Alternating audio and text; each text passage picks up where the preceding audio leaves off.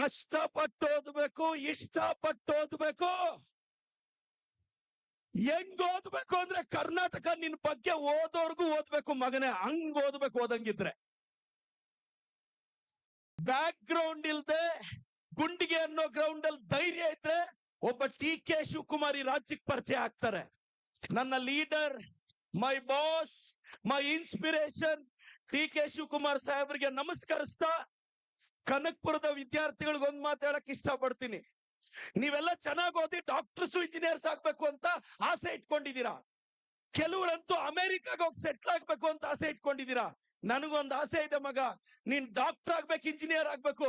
ಅಮೆರಿಕಾಗಲ್ಲ, ಕನಕಪುರದಲ್ಲ ಚಿಕ್ಕಬಳ್ಳಾಪುರದಲ್ಲ company ಕಟ್ಟಿ America ಹುಡುಗರನ್ನ ನಮ್ ಗಲ್ಲಿಗಳಿಗೆ ಇಳಿಸ್ಬೇಕು ನೀವು. ಅದು ತಾಕತ್ತು ಅಂದ್ರೆ. ನದಿಯಲ್ಲಿ 2 ಮೀನಿತ್ತಂತೆ.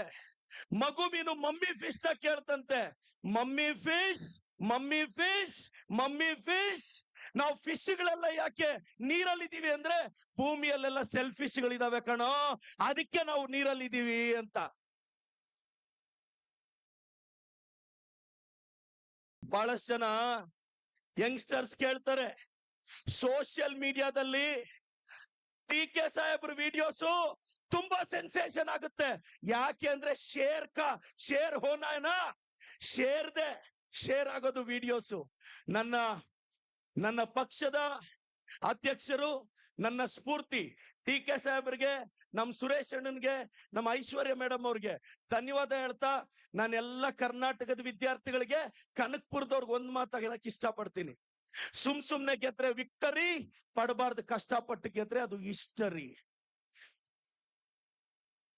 ಬಹಳಷ್ಟು ಜನ ಹುಡುಗರು SSLC ಎಕ್ಸಾಮ್ ಬರೀತಿದ್ಯಾ, ಅಪ್ಪಿ ತಪ್ಪಿ ಒಂದ್ ಸಬ್ಜೆಕ್ಟ್ ಹೋದ್ರೆ ಸತ್ತೋಗ್ಬೇಡ ಮಗನೇ, ಮತ್ತೆ ಹುಟ್ಟಿದ್ರೆ LKG ಇಂದ ಹಾಕ್ಬಿಡ್ತಾರೆ. ಹೇಳ್ತಾ ಇದ್ದೀನಿ, ಬೇಡ.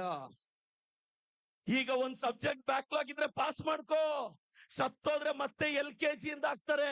ಇವಾಗ CBSE ಬೇರೆ, ಓದೋದ್ ಕಷ್ಟ ಆಗುತ್ತೆ. ನನ್ ಮಾತು ಕೇಳು. ಇನ್ ಬಹಳಷ್ಟು ಜನ ಹುಡುಗರು, ಬಹಳಷ್ಟು ಜನ ಹುಡುಗಿರು, ಇಲ್ಲಿರೋ ಎಲ್ಲ ಯುವತಿಯರಿಗೆ ಒಂದ್ ಮಾತು ಹೇಳಕ್ ಇಷ್ಟಪಡ್ತೀನಿ. ನಿಮ್ ತಂದೆಗಿಂತ ಗ್ರೇಟ್ ಹೀರೋ ನಿನ್ ಲೈಫ್ ಅಲ್ಲಿ ಇಲ್ಲ ತಾಯಿ. ನಿನ್ ತಾಯಿಗಿಂತ ಗ್ರೇಟ್ ಹೀರೋಯಿನ್ ನಿನ್ ಲೈಫ್ ಅಲ್ಲಿ ಇಲ್ಲ. ಎಲ್ಲ ಹೆಣ್ಮಕ್ಳು ಒಂದು ಅರ್ಥ ಮಾಡ್ಕೊಳ್ಳಿ.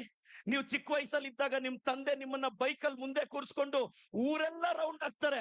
ಬೆಳೆದ್ಮೇಲೆ ನಿಮ್ ಹುಡುಗ ನಿನ್ನ ಬೈಕ್ ಹಿಂದೆ ಕೂರಿಸ್ಕೊಂಡು ರೌಂಡ್ ಹಾಕ್ಸ್ತಾರೆ. ಯಾಕೆ ಗೊತ್ತಾ? ನಿಮ್ಮ ಅಪ್ಪನಿಗೆ ನೀನ್ ಮುಂದೆ ಇರ್ಬೇಕು ಅಂತ ಆಸೆ, ನಿನ್ ಬಾಯ್ ಫ್ರೆಂಡ್ಗೆ ನೀನ್ ಹಿಂದೆ ಬಿದ್ದಿರ್ಬೇಕು ಅಂತ ಆಸೆ. ಅರ್ಥ ಮಾಡ್ಕೊಳ್ಳ ಅಂದ್ರೆ ಹೆಂಗ್ ತಾಯಿ?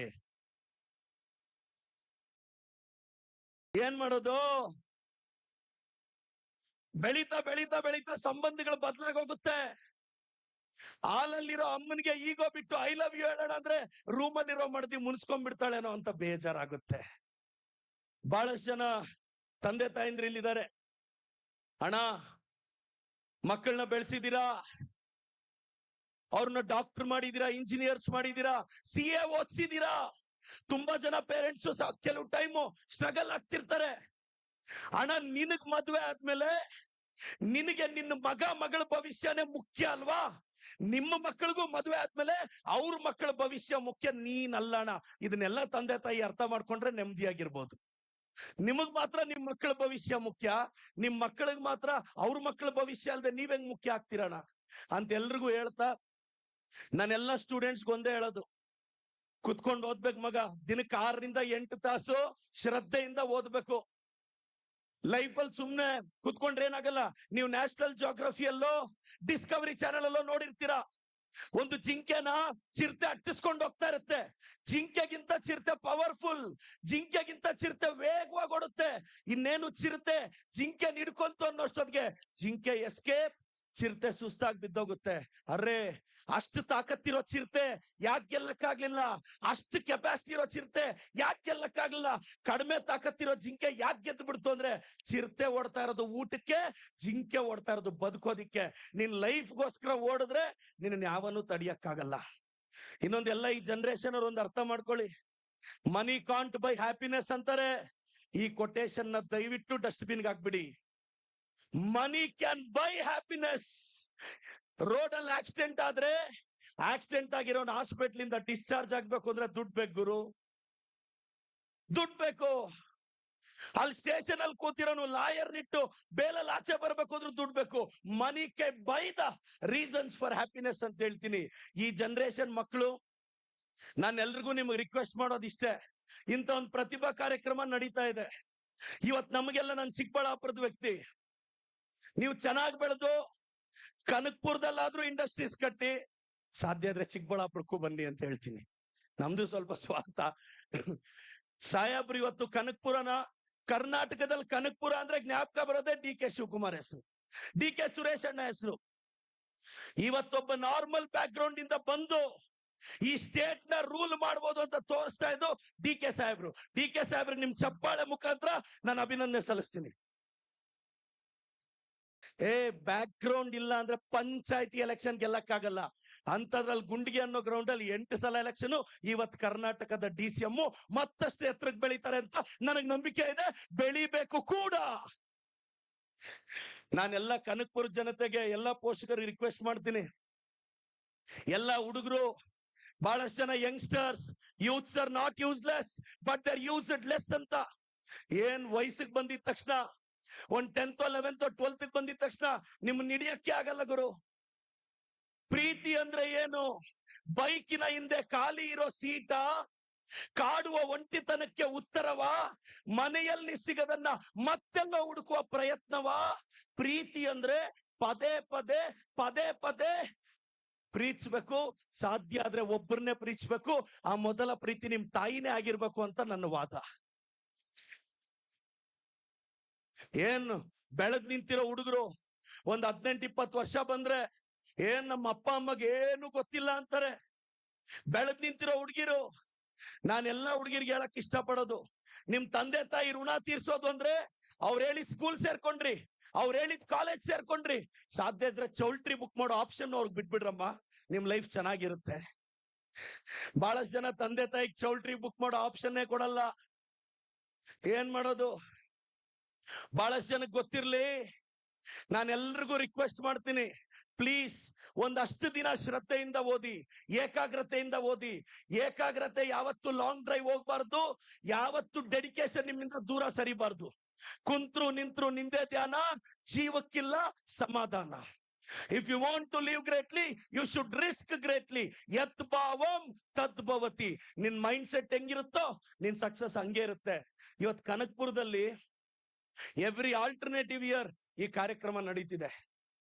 ನಿಮ್ಮೂರ್ ಹುಡುಗ, ಈ ಮಣ್ಣಿನ ಮಗ, ಈ ರಾಜಕಾರಣದ ತಿಮಿಂಗ್ಲಗಳ ಮಧ್ಯೆ ಯಾರಿಗೂ ಕೇರ್ ಮಾಡದೆ ಈಜ್ತಾ ಇರೋ ಗಂಡೆದೆಯ ಗಂಡು ನನ್ನ ಇನ್ಸ್ಪಿರೇಷನ್. ನಾವೆಲ್ಲ ಬ್ಯಾಕ್ ಗ್ರೌಂಡ್ ಇಲ್ದೆ ರಾಜಕಾರಣಕ್ಕೆ ಬಂದವರು, ಬ್ಯಾಕ್ ಗ್ರೌಂಡ್ ಇಲ್ದೇನು ಬೆಳಿಬಹುದು ಅನ್ನೋದಿಕ್ಕೆ ಡಿ ಕೆ ಸರ್ ಇನ್ಸ್ಪಿರೇಷನ್. ಇನ್ಯಾರು ಬೇಕಾಗಿಲ್ಲ. ಒಂದ್ ಚಿಕ್ಕ ಬಿಸ್ನೆಸ್ ಹಾಕಿದ್ರೆ ಸೋತೋಗ್ತೀವಿ, ಚಿಕ್ಕ ಪ್ರಯತ್ನದಲ್ಲಿ ಸೋತೋಗ್ತೀವಿ. ಬಹಳಷ್ಟು ಜನ ಯಂಗ್ಸ್ಟರ್ಸ್ ನಿಮಗ್ ಸಣ್ಣ ಮಟ್ಟದ ಅವಮಾನ ಆದ್ರೆ ಡಿಸ್ಟರ್ಬ್ ಆಗ್ತೀರಾ, ಮನೆಯಿಂದ ಆಚೆ ಬರಲ್ಲ, ಬೇಜಾರಾಗ್ತೀರಾ. ಡೈಲಿ ಹೆಡ್ಲೈನ್ಸ್ ಅಲ್ಲಿ ಬೈಸ್ಕೊಂಡ್ರು, ಹೆಡ್ಲೈನ್ಸ್ ಅಲ್ಲಿ ಬೈಸ್ಕೊಂತೀವಿ.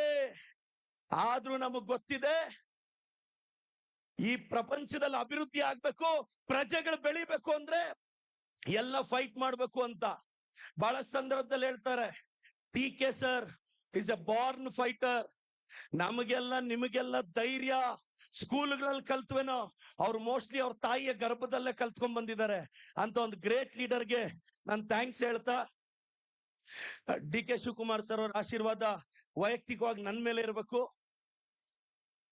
ಕರೆದ್ ನನಗ್ ಟಿಕೆಟ್ ಕೊಡುವಾಗ ನನಗ್ ಧೈರ್ಯ ತುಂಬಿ, ನಾನ್ ಗೆದ್ದ ಮೊದಲ ದಿನ ಅವ್ರ ಕಾರಲ್ಲಿ ಕುರ್ಸ್ಕೊಂಡು ಒಂದ್ ಮಾತು ಹೇಳಿದ್ರು, ಪ್ರದೀಪ್, ಈ ಪ್ರಪಂಚದಲ್ಲಿ ಎಲ್ಲದಕ್ಕೂ ಮೆಡಿಸಿನ್ ಇದೆ, ಜೆಲಸ್ಗೆ ಮೆಡಿಸಿನ್ ಇಲ್ಲ, ಜೆಲಸ್ಗೆ ಮೆಡಿಸಿನ್ ಇಲ್ಲ. ಹೊಟ್ಟೆ ಕಿಚ್ಚು ಪಡ್ತಾರೆ ಬೆಳೆಯೋದ್ ನೋಡಿ ಅಂತ. ಆವತ್ತ ಅದನ್ನ ನೋಟ್ ಮಾಡಿ ಇವತ್ತಿಗೂ ನೆನಪಿಸ್ಕೊಂತೀನಿ. ಡಿ ಕೆ ಸಾಹೇಬ್ರ ನಮ್ ಇನ್ಸ್ಪಿರೇಷನ್. ಅವ್ರು ಮತ್ತಷ್ಟು ಮಗದಷ್ಟು ಎತ್ತರಕ್ಕೆ ಬೆಳಿಬೇಕು, ಬೆಳಿತಾರೆ. ಈ ರಾಜ್ಯದ ಫ್ಯೂಚರ್ ಕೂಡ ಅವ್ರ ಹತ್ರ ಹೇಳ್ತಾ, ಅವ್ರಿಗೆ ನಮ್ಮ ಸುರೇಶ್ ಅಣ್ಣನ್ಗೆ ಈ ಭಾಗದ ಜನ ಅಂತ ಒಬ್ಬ ಹಾರ್ಡ್ ವರ್ಕಿಂಗ್ ಪರ್ಸನ್ಗೆ ಕೈ ಹಿಡಿಬೇಕು. ನಿಮ್ಮ ಆಶೀರ್ವಾದ ನಮ್ ಸುರೇಶ್ ಅಣ್ಣ ಆಗ್ಬೇಕು. ಅದೇ ರೀತಿ ಐಶ್ವರ್ಯ ಮೇಡಮ್ ಅವರು, ಎಲ್ಲಾ ಹೆಣ್ಣು ಮಕ್ಕಳು ಅವ್ರ ತಂದೆ ನೆರಳಲ್ಲಿ ಬೆಳೆದ್ರೆ, ಮೇಡಮ್ ಒಬ್ಬ ಇಂಡಿಪೆಂಡೆಂಟ್ ಎಂಟರ್ಪ್ರಿನರ್ ಆಗಿ, ಎಜುಕೇಶನಿಸ್ಟ್ ಆಗಿ ಇವತ್ತು ಅವ್ರನ್ನ, S D K Shivakumar sir ಮಗಳು, ಅನ್ನೋದು ಬಿಟ್ಟು ಒಂದು ಎಜುಕೇಶನಿಸ್ಟ್, ಒಂದು ಎಂಟರ್ಪ್ರಿನರ್, ಒಂದು ಒರೇಟರ್ ಅಂತ ಅವ್ರನ್ನ ಗೌರವಿಸ್ತೀವಿ. ಅವ್ರಿಗೂ ಥ್ಯಾಂಕ್ಸ್ ಹೇಳ್ತಾ ಸ್ವಾಮೀಜಿ ಅವ್ರಿಗೆ, ರಮೇಶ್ ಅರವಿಂದ್ ಸರ್ ಅವ್ರಿಗೆ, ವೀಕೆಂಡ್ ವಿತ್ ರಮೇಶ್ ಸರ್ ಅವ್ರಿಗೆ, ವೇಟಿಂಗ್ ಸರ್. ನಮಸ್ಕಾರ ಸರ್, ಥ್ಯಾಂಕ್ ಯು.